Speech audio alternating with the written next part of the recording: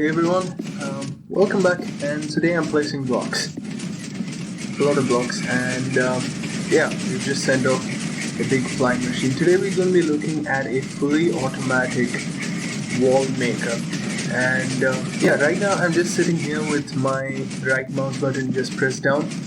It presses all the blocks, places all the blocks. The flying machine goes off periodically, deposits the block in the place where it's meant to be, and it comes back, and a new block is given to me. And all you've got to do is just keep your right mouse button pressed down. And this is also a completely random one because you're using a dropper to place all the blocks. So the blocks come out in a nice, cool, randomized fashion. Now this one can build a wall that's only 10 blocks high. Through a little bit more engineering, you could probably get it slightly bigger. But so this is the wall design, completely randomized. The way this works is that we've got a self-returning flying machine and a smart piston down here. So whenever you place a block, it immediately extends and a new block is dispensed to you.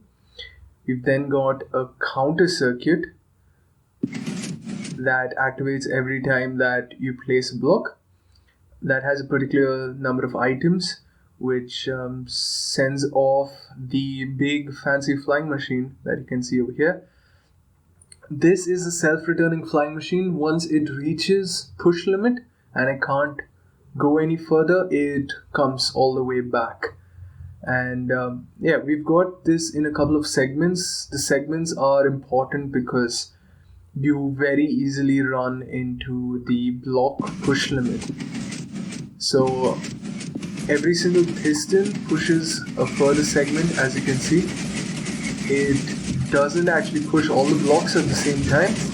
Just make sure that everything is separated, and it just deposits the blocks in the front and it comes back. So let's get down to how to build this thing. Alright, so the first thing we're going to start off with is by building a self-returning flying machine. This is a vertical design.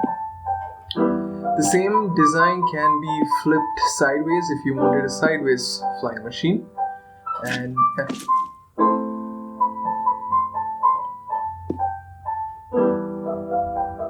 now we have this slight extension, just a couple of blocks lower, and a piston here.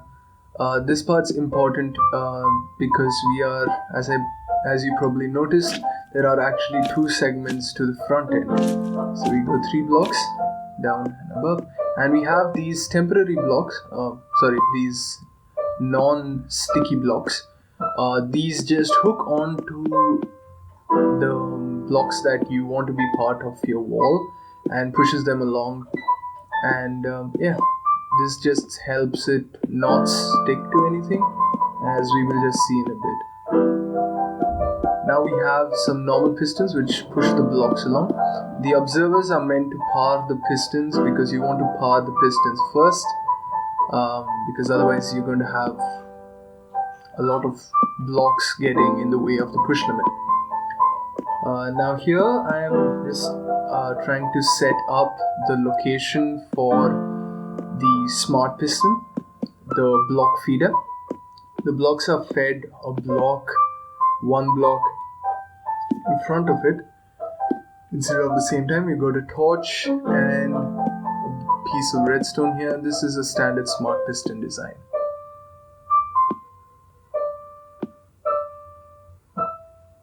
Here we're going to be putting a repeater on 2 ticks.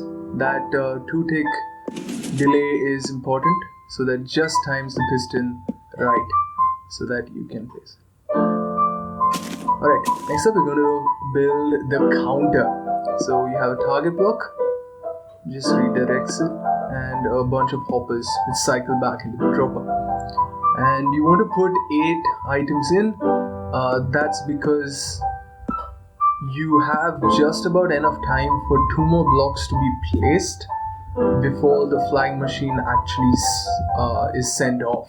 Also because you're going to be keeping your button pressed down, it's going to be spamming the blocks, so you need that item to be 8 instead of what you would normally expect as 10. Here we've got a pulse extender. It keeps the hopper, which we're going to get locked now, keeps it locked for a tad bit longer so that all the items can flow through.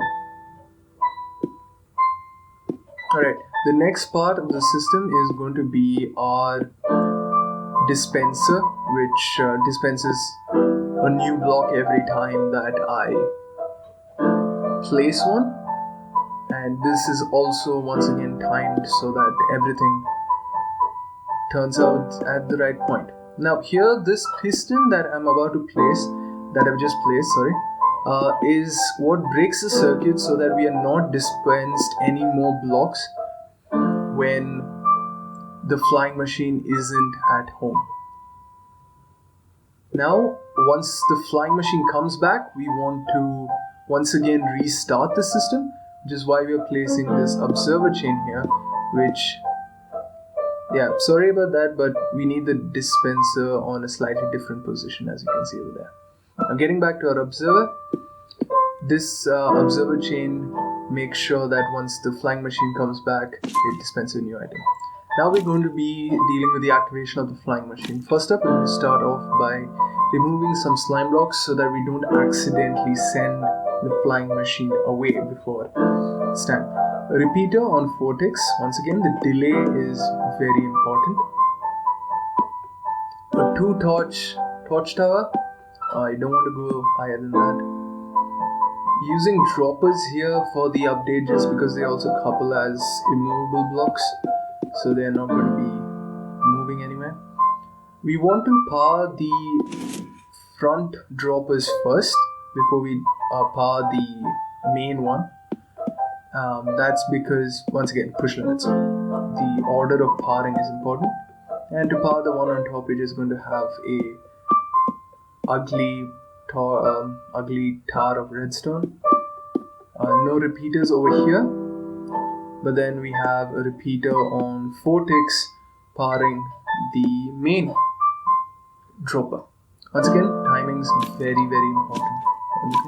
Don't forget to put back your slime blocks, and that's the system completely built up. So let's give this a bit of a whirl. I change my game mode to survival and just keep the mouse button pressed down. It gets built perfectly. It goes all the way up to the obsidian wall and it comes back on its own. Let's have a look at that. So yeah, there we go. It gets left behind like that, and you get that odd shape being left behind. But that's all for me this time, and I'll catch you people next time. So thanks for watching. Ta-ta.